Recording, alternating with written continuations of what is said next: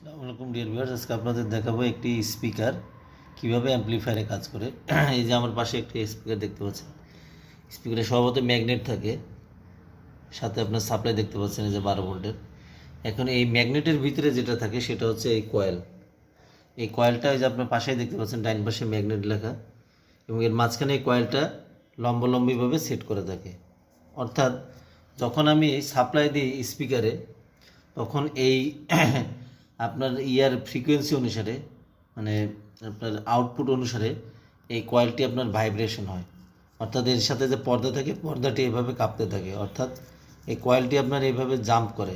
যখন সাপ্লাই পায় 12 ভোল্টেজের, পর্দায় জাম্প করার মাধ্যমে এই এই যে মাঝখানের যে গোল হলো, এইখান থেকে শব্দটা পর্দার উপরে রিফ্লেক্ট হয় এবং এই কয়েলটি কাঁপতে থাকে। কয়েলটি কাঁপার পরিমাণ নির্ভর করে কত জোরে শব্দটা আসলো। অর্থাৎ এই যে ইনপুটে দেখতে পাচ্ছেন এই যে 12 ভোল্ট, এই 12 ভোল্টেজ কয়েল যাওয়ার সাথে সাথে আপনার এই কয়েলটি এইভাবে জাম্প করে, এই যে এর সাথে পর্দা ছিল দেখতেই পাচ্ছেন, এখানে প্লাস মাইনাসও আছে। অর্থাৎ এইভাবে কাঁপতে থাকে। এই ভাইব্রেশনের মাধ্যমে এই স্পিকারের আউটপুটে এই পর্দাতে আপনার এই শব্দটা তৈরি হয়।